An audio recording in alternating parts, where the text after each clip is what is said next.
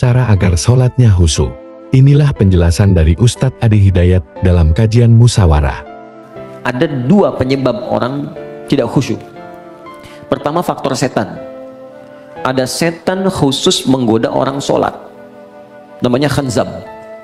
Ada yang menyebut khinzib.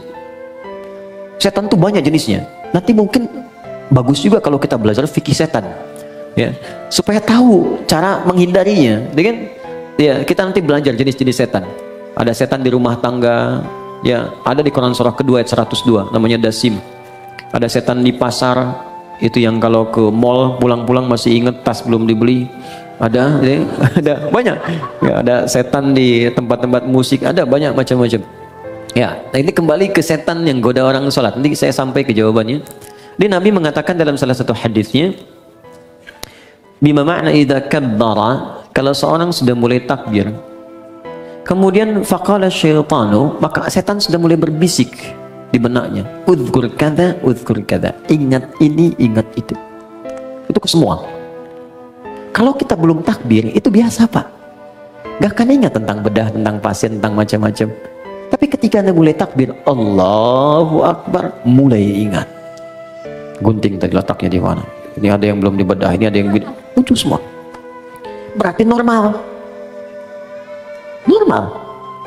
Karena setannya betul menggoda. Ya, datang tuh. Baik. Hatta la yash'ural musalli kam raka'atan yusalli, sampai-sampai ada orang salat yang tidak ingat berapa rakaat sedang ia kerjakan itu. Berarti benar kan hadis Nabi-nya? Dan kita semua umumnya hampir mengalami itu. Maka apa solusinya? Maka yang pertama sebelum sholat, diminta kita untuk berlindung kepada Allah, berniat dengan benar. Innamal a'malu binniyat, semua amal bergantung pada niatnya. Maka kalau kita khawatir waswas, fasta'iz billah, minta perlindungan kepada Allah dari godaan setan. Boleh ta'awudz, a'udzubillahi minasyaitonir rajim. Ada yang baca An-Nas, ya, qul a'udzu birabbin nas, minta kepada Allah perlindungan. Itu boleh dilakukan. Ini bagian pertama. Dan ulama di sini nggak ada persoalan memohon kepada Allah perlindungan sebelum sholat, karena sholat dibuka dengan takbir secara bacaan, kemudian ditanamkan dengan niat. Yang kedua, ini yang paling penting, Quran surah ke 2 Al-Baqarah ayat 45 sampai 46. Sebelum sholat dibuat persiapan yang matang untuk sholat. Ya, kata Allah di ayat 46-nya, alladzina yadhunnuna annahum mulaqu rabbihim wa annahum ilaihi raji'un. Di ayat 45, khusyuk itu nggak mudah. Wa innaha lakabiratun. Salat itu nggak mudah, illa 'alal khasyin, kecuali bagi orang khusyuk. Siapa orang khusyuk ini? Ternyata khusyuk dimulai sebelum salat, bukan saat sedang salat. Jadi ada tahapan khusyuk dimulai sebelum salat. Apa persiapannya? Tadi, yadhunnuna annahum mulaqu rabbihim. Satu, orang khusyuk itu orang yang merasakan dalam jiwanya akan menghadap kepada Allah.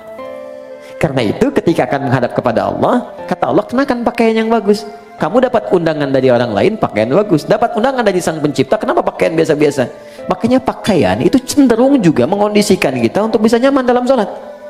Silahkan cek, pakai kaos oblong, ya, dengan pakai baju koko, sama-sama sah menutup aurat. Tapi rasanya lain kan? Ya kan?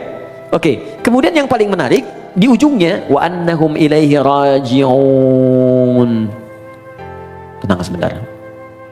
Kalau Anda mendengar kalimat raji'un, raji'un, raji'un, apa yang terbayang? Inna lillahi wa inna ilaihi raji'un. Nah, dalam sholat itu, ketika kan sholat, kalau ingin khusyuk kata Allah, rasakan mungkin ini sholat terakhir yang Anda kerjakan dalam hidup. Mungkin wafat dalam sujud. Apa yang Anda pikirkan membedah orang kalau Anda wafat sekarang? Apa yang Anda pikirkan tentang gunting, tentang segalanya, tentang selang, tentang infus? Kalau Anda wafat sekarang, apa yang mau Anda kerjakan kata Allah? Percuma pikirkan semuanya. Maka Nabi sering katakan sebelum sholat, sallu sholatan muwadda'. Sholatlah engkau seakan-akan sholat ini jadi perpisahan dalam hidupmu. Ya, sholat, siapkan, rasakan mungkin ini sholat terakhir. Makanya panggilannya kan panggilan adzan. Adzan, an-nida, panggilan. Oke, saya ganti namanya. Andi, ada namanya di sini? Tidak ada. Baik, kalau tidak ada, oh ada. Baik, kalau ada saya ganti dulu. Asep ada? Ada. Ah, pasti nggak ada. Suneo, nggak ada kan?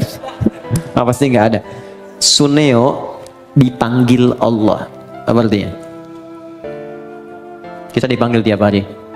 Adi dipanggil Allah, Bob dipanggil Allah, Hasan panggil Allah, Andi panggil Allah, Allahu Akbar dipanggil kan? Mungkin sholat itu panggilan terakhir dalam hidup kita. Kalau kita sudah merasa itu panggilan terakhir dalam hidup, boleh jadi di situ kita akan mulai merasakan kenikmatan untuk pasrah kepada Allah. Kalau wafat dalam sujud itu. 2. 3. Ada isyarat di Quran surah ke-29 ayat ke-45. Utslu ma uhiya ilaika minal kitab. Sebelum sholat baca dulu, pahami dulu, rasakan dulu semua makna bacaan dan gerakan dalam sholat. Wa aqimis shalah, baru tunaikan sholat dengan sempurna.